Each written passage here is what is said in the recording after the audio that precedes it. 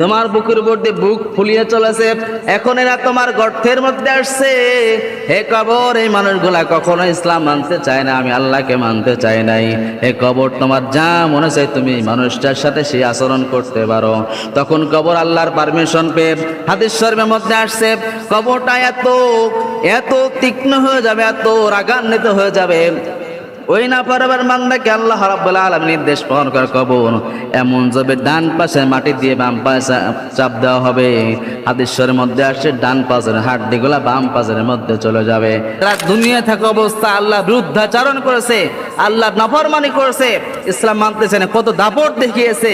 প্রধানমন্ত্রী বিশ্বের মধ্যে যারা ক্ষমতা পেয়েছে, এরা মানুষকে মানুষই মনে করেনি, অত্যাচার করেছে। এরা মনে করতেছে যেমন ফিলিস্তিনের উপর ইসরায়েল হামলা করতেছে, মনে করতেছে আমরা মনে হয় বেঁচে যাব, আমাদের পাওয়ার আছে, অস্ত্র আছে, সেনা সদস্য আছে, আমরা চাইলে ফিলিস্তিনিকে 1 সেকেন্ডের মধ্যে উড়ায় দিতে পারি। আমেরিকা ভাবতেছে অমুক মুসলিম রাষ্ট্র আছে, ওর কোনো পাওয়ার নাই, কোনো ক্ষমতা নাই, আমরা আমেরিকার সবচেয়ে বেশি শক্তিধর মানুষ, আমাদের অস্ত্রের অভাব নাই, সম্পদের অভাব নাই, এদের চাইলে আমরা সেকেন্ডের মধ্যে উড়াই দিতে পারি। সেই দিন আল্লাহ বলে চোপ, আজকে ক্ষমতা আমার। কার?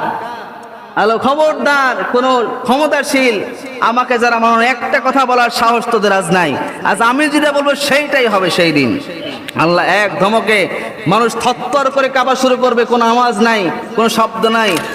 সূরাতুল বাকারার 210 নম্বর আয়াত থেকে কিছু আলোচনা করব। আল্লাহ যেন আমাদের সকলকে আমল নিয়াতে শুনবার তৌফিক দান করেন, আমিন।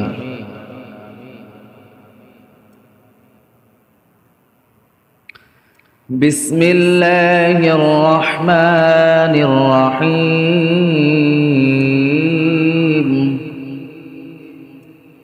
هل ينظرون إلا أن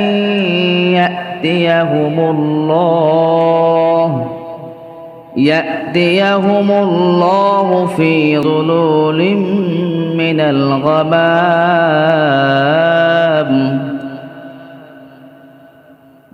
الغمام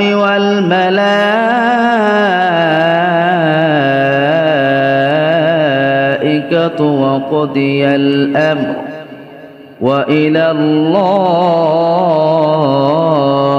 ترجع الأمور।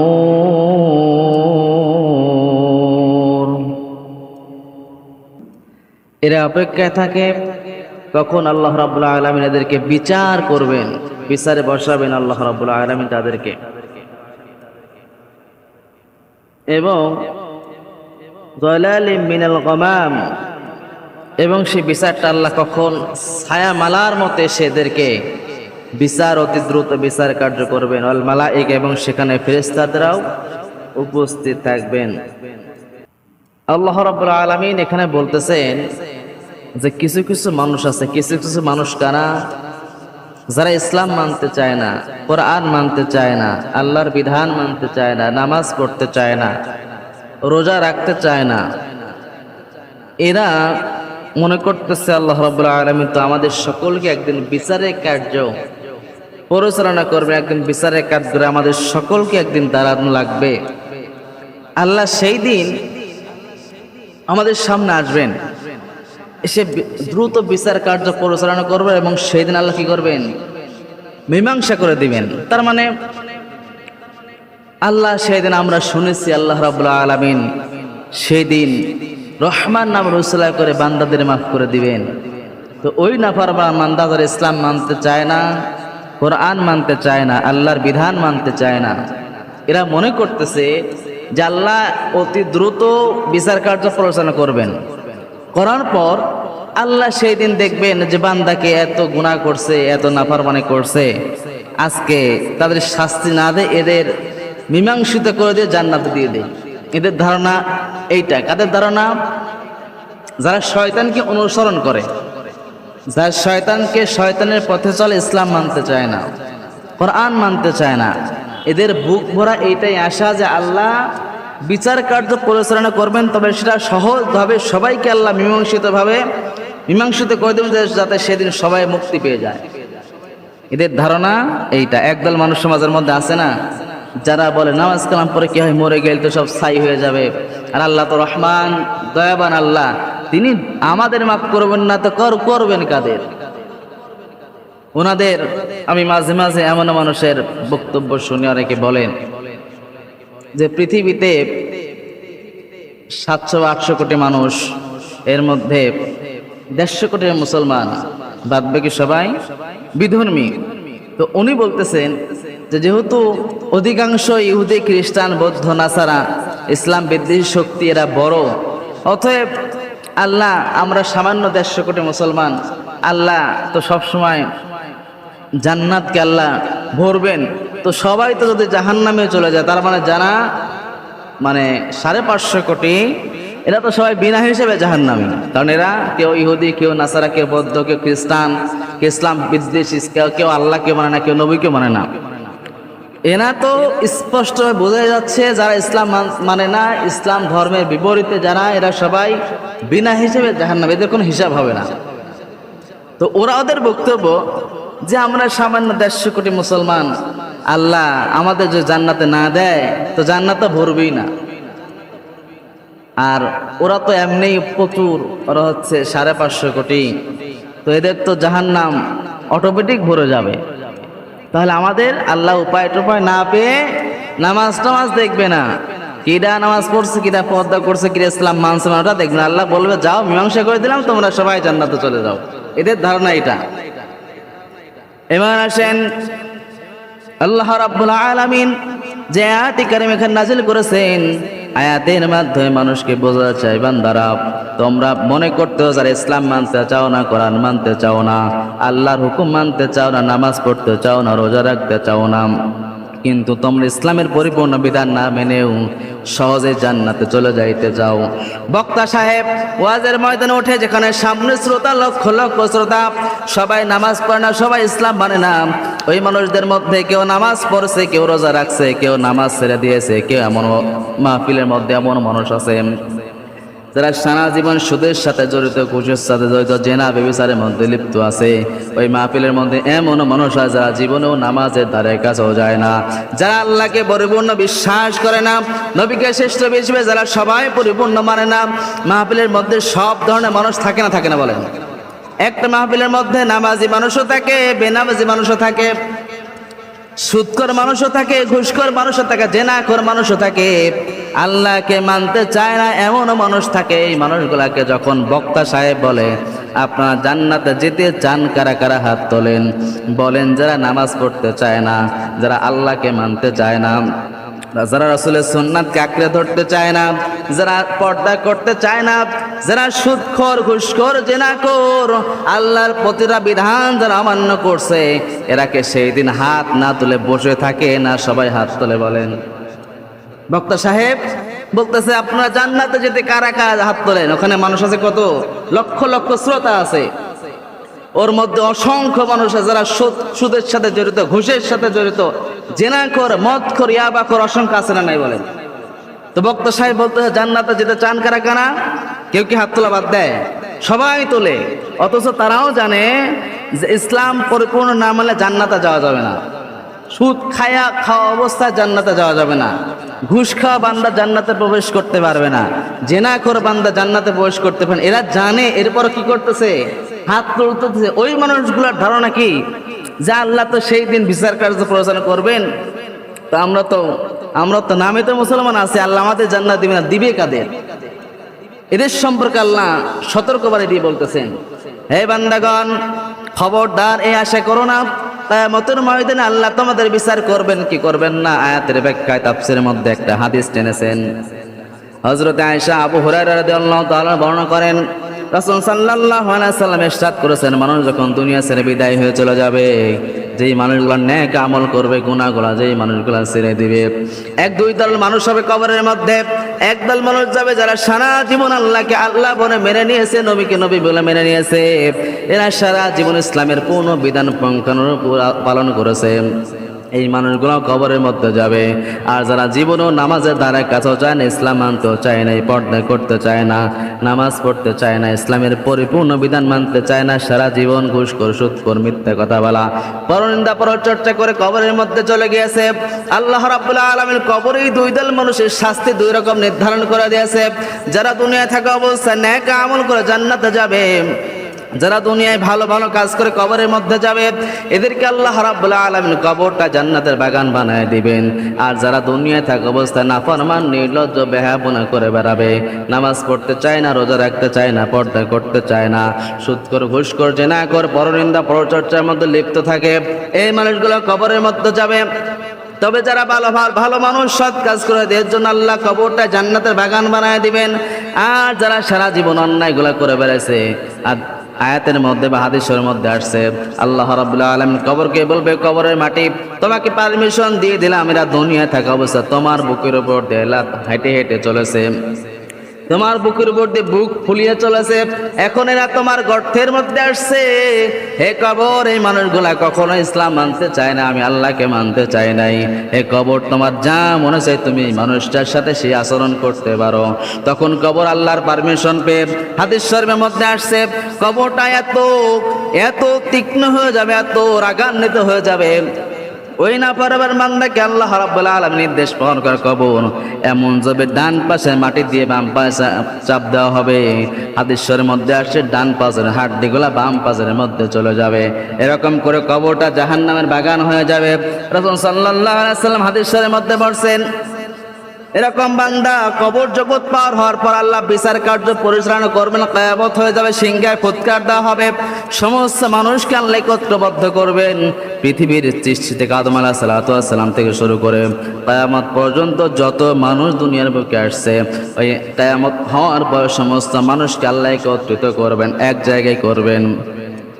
এক জায়গায় করার পর আল্লাহ রাব্বুল আলামিন ওই মাঠটা কঠিন পরিণতি করবেন আল্লাহ। সেই দিন আরো সে ছায়া ছাড়া আর কোনো ছায়া থাকবে না। মানুষগুলা যারা নামাজ আদায় করছে, যারা ইসলাম মানছে, এদেরকে আরো নিচে ছায়া দেওয়া হবে। আর যারা ইসলাম মানে নাই, কোরআন মানে নাই, হাদিস মানে নাই, যারা নামাজ পড়তে চায় না, ইসলাম মানতে চায় না, এদেরকে আল্লাহ সেই সময় এমন কঠিন জায়গায় রাখবেন যে জায়গায় দাঁড়িয়ে থাকা মানুষের পক্ষে সম্ভব না। ওই সময় মানুষগুলা দাঁড়িয়ে থাকবে। হাদিসের মধ্যে আসছে, রাসূল সাল্লাল্লাহু আলাইহি ওয়াসাল্লাম বলছেন, ওই জায়গায় মানুষগুলা 70 বছর, এক হাদিসের মধ্যে আসছে 70 বছর আল্লাহ ওই জায়গায় দাঁড় করা রাখবেন। একদিন নয়, দুই দিন নয়, 70 বছর যখন দাঁড়ায় থাকবে, দাঁড়ায় থাকতে থাকতে এরা অসহ্য ধরে যাবে। এরা বলবে, আল্লাহ বিচার করে না কেন? বিচার করলেই তো একটা ফয়সালা হয়ে যায়, তাহলে আমরা মুক্তি পেয়ে যাই। এরা ওই কঠিন মুসিবতের মধ্যে পড়ার পর, এত কষ্টের মধ্যে থাকার পর এই বান্দাগণ আল্লাহর কাছে বারবার প্রার্থনা করবে, আল্লাহ আপনি বিচার কার্য অতি দ্রুত পরিচালনা করেন, আমরা এখানে আর দাঁড়ায় থাকতে পারতেছি না। একদিন নয়, দুই দিন নয়, 70 বছর এখানে দাঁড়িয়ে থাকবে সেই মানুষগুলা। এবার তারা বিচারের আশা করতে করতে এক পর্যায়ে আল্লাহর কাছে কান্নাকাটি করবে, আল্লাহ আপনি বিচারটা পরিচালনা করেন, আমরা বাঁচতে চাই। আল্লাহর কাছে প্রার্থনা করতেছে, করতে করতে দু চোখের পানি বেয়ে বেয়ে পড়তেছে। হাদিসের মধ্যে আসছে, এই বান্দাগণ এত পরিমাণ কান্না করবেন, কান্না করার দ্বারা এদের দু চোখের পানি নিমিশেই ফুরে যাবে। দু চোখের পানি ফুরা যাওয়ার পরে এদের কান্না থামবে না। আল্লাহকে বলে, আল্লাহ আমরা তো সহ্য করতে পারতেছি না, আল্লাহ আপনি বিচার কার্য পরিচালনা করেন। এরপর আল্লাহ বিচার কার্য পরিচালনা করবেন না। এই মানুষগুলা কাঁদতে কাঁদতে যখন চোখের পানি ফুরা যাবে, চোখ দিয়ে রক্ত বের হয়ে যাবে। হাদিসের মধ্যে আসছে, আল্লাহ এত পরিমাণে এরা কাঁদবে, চোখ দিয়ে এমন রক্ত বের হবে, চোখ দিয়ে রক্ত বের হতে হতে হতে হতে চোখ দিয়ে নাক বরাবর আসতে আসতে থুতনি দিয়ে বেয়ে বেয়ে রক্তগুলা পড়তে থাকবে। এরপর আল্লাহ বিচার কার্য পরিচালনা করবেন না। এরকম করে একদিন নয়, দুই দিন নয়, 70 বছর বান্দাগণ ওই জায়গায় দাঁড়ায় থাকা লাগবে। এবার ওই বান্দাগণ বলবে, হে এখানে যারা আছেন, আপনার সেইখানে যারা উপস্থিত আছেন, লক্ষ লক্ষ জনতা যারা আছেন, বলেন এখন আল্লাহ বিচার কার্য পরিচালনা করবেন কিনা? কার কাছে গেলে, কার কাছে গিয়ে ধরলে সেই লোকটা আল্লাহর কাছে আরজি করলে হয়তো আল্লাহ বিচার কার্য পরিচালনা করবেন। কিছু মানুষ বলবে যাও আদম আলাইহিস সালামের কাছে যাও, কারণ তেনাকে আল্লাহ রাব্বুল আলামিন সরাসরি কুদরতি হাত দিয়ে তাকে দুনিয়ার বুকে প্রেরণ করছেন। আল্লাহ রাব্বুল আলামিন সরাসরি সর্বপ্রথম আদম আলাইহিস সালামের সাথে কথা বলেছেন। সর্বপ্রথম মানব আছে আদম আলাইহিস সালাম। তোমরা যাও আদমের কাছে যাও, আদমের কাছে গিয়ে আরজি করো, হে আদম আপনি একটু আল্লাহর কাছে প্রার্থনা করেন আল্লাহ যেন আমাদের অতি দ্রুত বিচার কার্য পরিচালনা করেন, আল্লাহ যেন অতি দ্রুত আমাদের ফয়সালা করেন। আর দাঁড়ায় থাকতে আমরা পারতেছি না। এরা সবাই একজোট হয়ে আদম আলাইহিস সালামের কাছে যাবে, বলবে হে নবী আমার, হে আমাদের আদি পিতা আদম আলাইহিস সালাম, আজ 70 বছর এই মাটির মধ্যে দাঁড়ায় থাকতে থাকতে দু চোখের পানি নষ্ট ফুরায় গিয়েছে, কান্না করতে করতে রক্ত ফুরায় গিয়েছে। হে নবী আমার, আপনি একটু আল্লাহর কাছে বলেন আল্লাহ যেন আমাদেরকে বিচার কার্য পরিচালনা করেন। আদম আলাইহিস সালাম বলবেন আমি পারবো না, তোমরা অন্য কারো কাছে যাও। এক এক করে এরকম যাইতে যাইতে সমস্ত নবী কেরামের পাশে যাবে, এরকম কোন নবীও দায়িত্ব নেবে না যে আল্লাহর কাছে বিচার কার্য পরিচালনা করার কথা বলবে। বিশ্ব নবী বলেন এক পর্যায়ে আমার কাছে আসবে, আমার কাছে বসে বলবে হে নবী আমার, আপনি তো আমাদের শেষ নবী, আপনি একটু আল্লাহর কাছে প্রার্থনা করেন আল্লাহ যেন বিচার কার্য পরিচালনা করেন। নবী মুহাম্মদ রাসূলুল্লাহ সাল্লাল্লাহু আলাইহি ওয়াসাল্লাম বললেন আমি ওই সময় বলার সঙ্গে সঙ্গে হাহাস নামক স্থানে সিজদায় পড়ে যাব। সাহাবায়ে কেরাম প্রশ্ন করলেন ইয়া রাসূলুল্লাহ ইয়া হাবিবাল্লাহ, হাহাস আবার কোন জায়গা? রাসূল সাল্লাল্লাহু আলাইহি ওয়াসাল্লাম বললেন হাহাস আছে যেখানে আরশ আছে, আল্লাহ আরশের সামনের অগ্রভাগের জায়গার নাম হচ্ছে ফাহাস।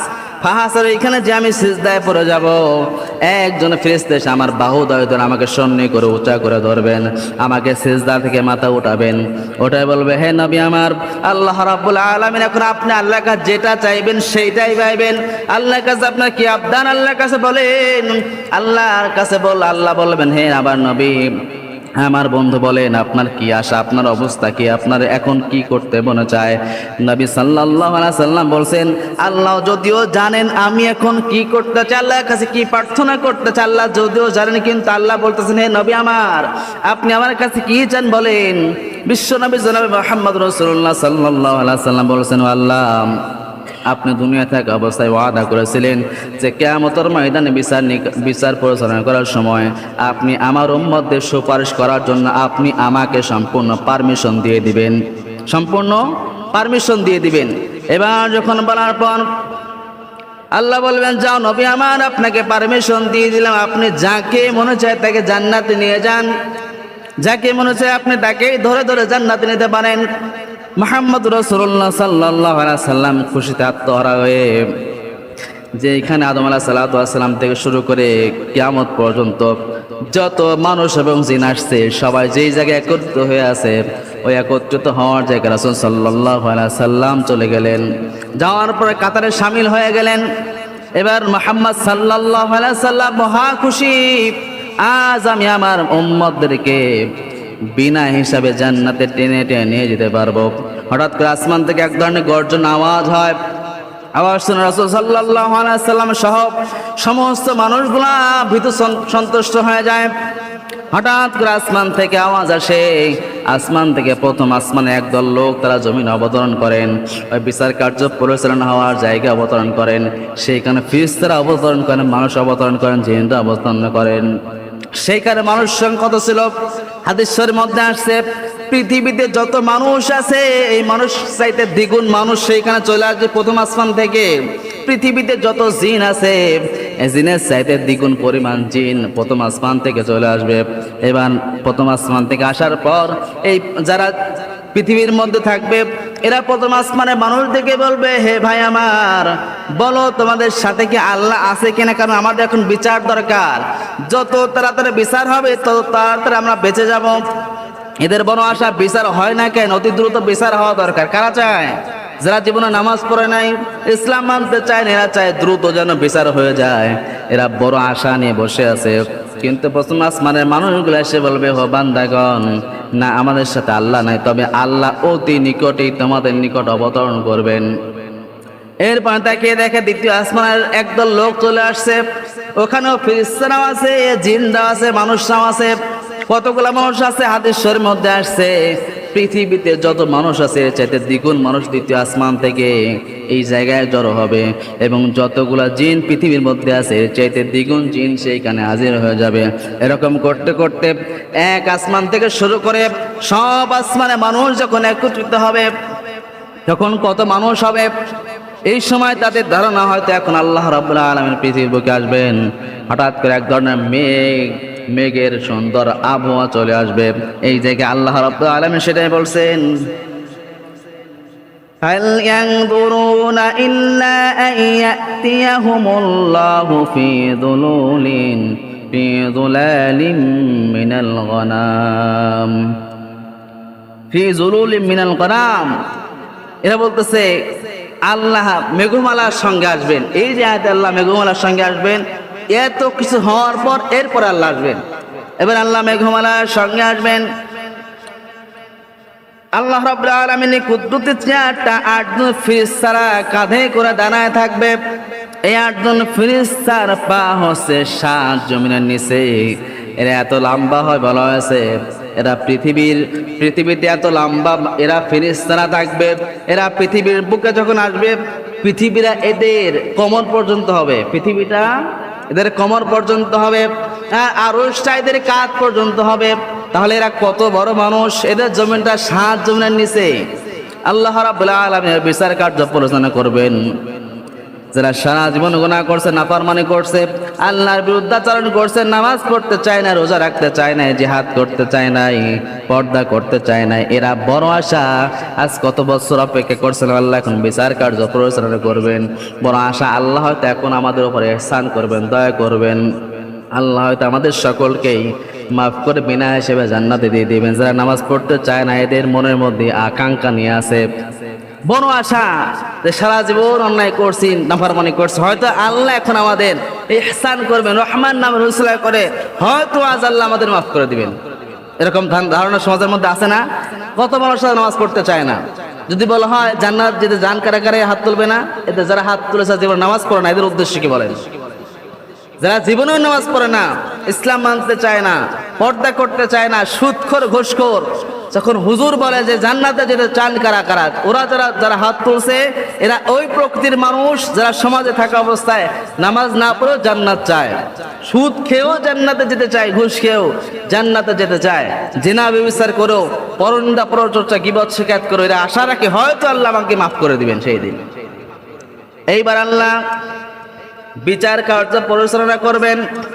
আল্লাহ যখন আসমান থেকে ওই জায়গার উপর আসবেন, তখন তার সঙ্গে অসংখ্য ফেরেশতারা তারা প্রশংসা করতে করতে আসবে। এক ধরনের জিকির আওয়াজ হবে, সুবহানাজিল মুলকুল মালাকুত, এরকম করতে করতে সমস্ত ফেরেশতারা আল্লাহর জিকির করতে করতে ধ্বনি দিতে দিতে সুন্দর আওয়াজে আল্লাহ আগমন করবেন।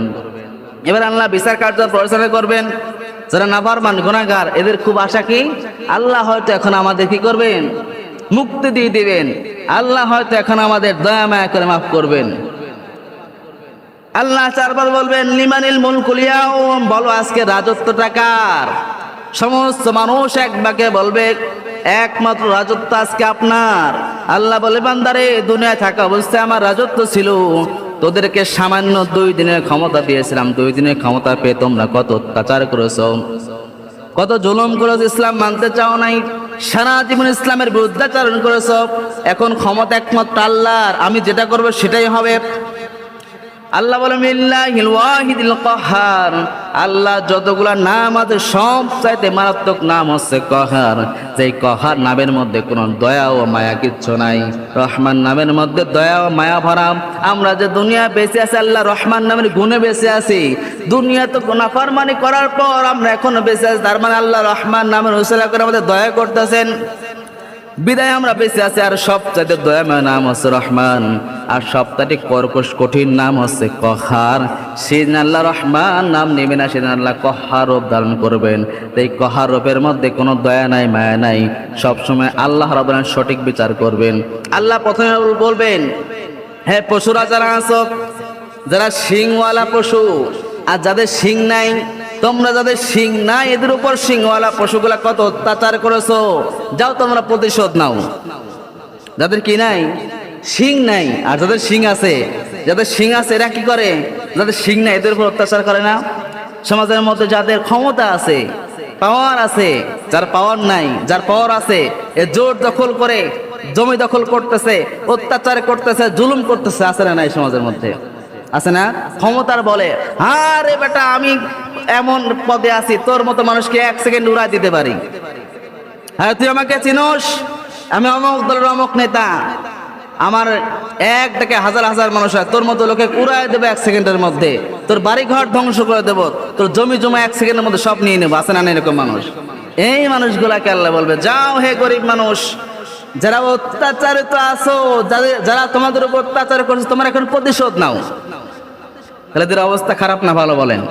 যারা বড় আশা করে বেঁচেছিল, যারা বড় আশা ছিল যে কবর আল্লাহ আযাব দিয়েছে, হয়তো আযাব শেষ হওয়ার পর আল্লাহ বিচার কার্য পরিচালনা করবেন, হয়তো কবরে আযাব হওয়ার পর আমার গুনাহগুলো মাফ হয়েছে, এখন হয়তো আল্লাহ আমাকে বাঁচাবেন। কিন্তু সেদিন আল্লাহ কি করবেন? কহার রূপ ধারণ করবেন, যে রূপের মধ্যে কোনো মায়া দয়া কিচ্ছু নাই, শুধু আল্লাহ কঠোর সেদিন বিচার করবেন, কোনো সেদিন ছাড় দেওয়া হবে না। যারা মনে করতেছে নামাজ পড়ো আল্লাহ হয়তো কিয়ামতের ময়দানে আমাদেরকে রহমান নামরুসাল্লাহ করে মাফ করবেন, না, সেদিন আল্লাহ পুঙ্খানুরূপ হিসাব নিকাশ করবেন। ফামান ইয়ামাল মিসকালা যাররাতিন খায়রান ইয়ারা, এক যারা গুনাহ করে বান্দাকে আল্লাহ ছাড় দিবে না। ওয়া মান ইয়ামাল মিসকালা যাররাতিন শাররান ইয়ারা, যারা জান্নাত পরিমাণ নেক আমল করছে আল্লাহ এদেরকেও সেই দিন তার করাবেন, আল্লাহ বিচার কার্য পরিচালনা করবেন। করার পর আল্লাহ বলেন, হে বান্দারা খবরদার, তোমরা এখন কেউ কথা বলো না, সবাই চুপ। তোমরা দুনিয়ায় থাকা অবস্থায় এত নিয়ামত দেওয়ার পর আমার নিয়ামতকে অস্বীকার করেছো, কত জোর গলায় কথা বলেছো, হিংসাত্মক মনোভাব নিয়েছো। আজ তোমাদের কথা, আজ কারো কথা চলবে না, আজ আমি যেটা বলবো সেটাই হবে। সেই দিন আল্লাহ বলবেন সবাই চুপ মেরে যাবে, কোনো আওয়াজ নাই, একটা বান্দাও কথা বলার সেই দিন সাহস পাবে না। যারা দুনিয়ায় থাকা অবস্থা আল্লাহ বিরুদ্ধাচারণ করেছে, আল্লাহ নাফরমানি করেছে, ইসলাম মানতেছে না, কত দাপট দেখিয়েছে, প্রধানমন্ত্রী বিশ্বের মধ্যে যারা ক্ষমতা পেয়েছে, এরা মানুষকে মানুষই মনে করে অত্যাচার করেছে। এরা মনে করতেছে যেমন ফিলিস্তিনের উপর ইসরায়েল হামলা করতেছে, মনে করতেছে আমরা মনে হয় বেঁচে যাব, আমাদের পাওয়ার আছে, অস্ত্র আছে, সেনা সদস্য আছে, আমরা চাইলে ফিলিস্তিনিকে 1 সেকেন্ডের মধ্যে উড়াই দিতে পারি।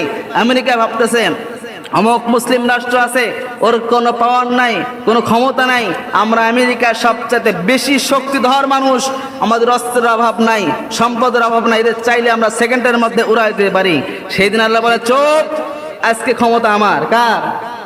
আল্লাহ, খবরদার, কোন ক্ষমতাশীল আমাকে যারা মানুষ একটা কথা বলার সাহস তোদের আজ নাই, আজ আমি যেটা বলবো সেইটাই হবে সেই দিন। আল্লাহ এক ধমকে মানুষ থরথর করে কাঁপা শুরু করবে, কোনো আওয়াজ নাই, কোনো শব্দ নাই। আল্লাহ বলবে, এই ওর বিচার কার্য সামনে আসো, ওকে দেখানো হবে, এই দেখ তুই আমার জায়গায় জেনা করেছিস, আমার জায়গায় মিথ্যা কথা বলেছিস, তো সম্পূর্ণ হিসাব আজ। উনি বলবে যে আল্লাহ এটা করে না, এই বলার সাহস সেই দিন হবে না। কারণ আল্লাহ প্রথমে কহার রূপ ধারণ করে এক ধমকে সবাই চুপ মেরে যাবে। কিসের প্রধানমন্ত্রী, কিসের আমেরিকার প্রেসিডেন্ট, সবাই নিস্তব্ধ হয়ে যাবে, থরথর করে কাঁপতে থাকবে, যা আল্লাহর শাসন শুরু হয়ে গেছে। আজ যদি আমি এখানে কথা বলতে চাই, আল্লাহ কি না কি আমাকে করে বসে, সেই দিন কোনো দেশের বাদশাহ, কোনো ক্ষমতাশীল চুপ শব্দ করার সাহস পাবে না। আল্লাহ বলবে তুই এটা করছিস, ও চুপ করে থরথর করে কেবে মেনে নিতে বাধ্য হবে সেই দিন, হ্যাঁ আমি এটা করছি। এই দিন আল্লাহ বিচার কার্য পরিচালনা করবেন। অনেক লম্বা ঘটনা। আল্লাহ বিচার কার্য শেষ করার পর এদের আল্লাহ কাউকে জান্নাতে দিবেন, কাউকে জাহান্নামে দিবেন। যারা নেক আমল করছে, আল্লাহর আইনে যারা ভালো মানুষ, যারা আল্লাহর আইনে যারা বিশুদ্ধ মানুষ, যারা যারা পরিমাণ নেক আমল করতে করতে গুনাহমুক্ত জীবন গড়েছে, যারা আল্লাহকে দুনিয়ায় থাকা অবস্থা আল্লাহর হুকুম মেনে নিয়েছে, আল্লাহর হুকুম মানতে গিয়ে কত অত্যাচারের শিকার হয়েছে, জুলুমের শিকার হয়েছে, এরপর ইসলাম মানতে দূরে সরে যায়, ইসলাম থেকে কত ইবাদত করেছে, খেয়ে না খেয়ে আল্লাহর বিধান মেনেছে, এই মানুষগুলোকে আল্লাহ সেদিন বলে, যাও তোমাদেরকে জান্নাত দিয়ে দিলাম। আর যারা আশায় ছিল, কি আশায় ছিল? হয়তো আল্লাহ কি করবেন, বিচার কার্য আজকে হয়তো আল্লাহ মাফ করবেন। তারা কি মাফ পাবে? বলেন, তারা কি মাফ পাবে? সেই দিন তারা কেউ মাফ পাবে না। এই জন্য আসুন আমার মুসলমান ভাইরা, আমাদের কেউ কিন্তু কোনো অবস্থাতেই কোথাও ছাড় দেওয়া হবে না। এই জন্য বুঝে শুনে আমাদের সামনে আগানো দরকার, কারণ কার কখন মৃত্যু হবে আমরা কেউ জানি না। আজ যদি মারা যায় গুনাহগার অবস্থায়, কবর জিন্দেগি আমার জন্য অন্ধকার হয়ে যাবে। এক এক করে আমাদেরকে শাস্তি আর শাস্তি, সেদিন হাজার কান্নাকাটি করলেও আর ফিরে আমল করার সুযোগ আর পাওয়া যাবে? কবরে গেলেন, মনে করতেছেন আরে এত আযাব, আল্লাহ আবার সুযোগ দাও, আমি এইবার আর তোমার নাফরমানি করব না, এখন তুমি যেটা বলবো সেটাই করবো আল্লাহ, তোমার এক চুল পরিমাণ তোমার আইনের বিরুদ্ধাচরণ করব না। এটা যতই প্রতিজ্ঞাবদ্ধ হোক, আর কি সুযোগ দেওয়া হবে? কথা বলেন, আর কিন্তু সুযোগ হবে না। এই জন্য মানুষ ভুল শুধরান, আমাদের সুযোগ চলতেছে, আমাদের ফিরে আসার সুযোগ চলতেছে। একবার রুহুটা বের হয়ে গেলে আর ফিরে আসার সুযোগ হবে না। সমুদ্রের কুয়ার মধ্যে ঝাঁপ দেওয়ার পর হাজার চিন্তা যদি করা যায় বাঁচবো কিভাবে, হ্যাঁ বাঁচার কোনো পথ নাই। হ্যাঁ যদি বাঁচতে চাও, কুয়ার মধ্যে ঝাঁপ দেওয়ার আগে চিন্তা করো, যেন হয়তো রশি রাখতে হবে, না চগো রাখতে হবে, যে কোনো ব্যবস্থা করতে হবে যার মাধ্যমে আমি এখান থেকে উঠতে পারবো। ঝাঁপ দেওয়ার আগে চিন্তা করো। অতএব মৃত্যু আসার আগেই চিন্তা করা দরকার। আজ হোক কাল হোক আমাদের সকলকে একদিন দুনিয়ার মায়া ত্যাগ করে বিদায় নেওয়া লাগবে। হ্যাঁ, মৃত্যু যেহেতু হবে, আগে থেকেই প্রস্তুতি গ্রহণ করা দরকার। কোন আমল করলে নেকা আল্লাহর জান্নাতে যাওয়া যাবে, কোন আমল করলে সেই কঠিন কিয়ামতের ময়দানে আল্লাহর প্রিয় বান্দা হওয়া যাবে, কোন আমল করলে আল্লাহ আমাকে জান্নাত দিবেন, কিভাবে চললে আল্লাহর নৈকট্য হাসিল করা যায়, কিভাবে চললে আল্লাহ সেটা আমাদের বিনা হিসেবে জান্নাতে যাওয়া যায়, এই চিন্তা এখনই করার সুযোগ, মৃত্যুর পড়ার সুযোগ হবে না।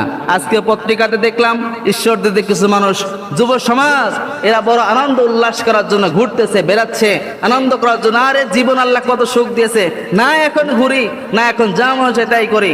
কিন্তু আল্লাহর কি নির্মম পরিহাস, এরা সেকেন্ডের মধ্যে গাড়ি অ্যাক্সিডেন্ট হয়ে ওখানে 7 জন মানুষের মধ্যে 5 জন স্পট ডেথ হয়ে গেছে, সাথে সাথে মারা গেছে, 2 জন হাসপাতালে, এরাও মৃত্যু সজ্জায় শায়িত। এজন্য কে একবার মারা যাওয়াকে বলতে, কারণ আসুন আমরা সকলে ফিরে আসি। আল্লাহর বিধান ছাড়া, ইসলাম পরিপূর্ণ মানা ছাড়া বাঁচার কোনো পথ নাই। আসুন আল্লাহ যেন আমাদের সকলকে ইসলামের মধ্যে পরিপূর্ণ আশার তৌফিক দান করেন, ইসলামের পরিপূর্ণ বিধান মেনে যেন আমরা কবরে যাইতে পারি সেই তৌফিক যেন আল্লাহ দান করেন। আমরা যেন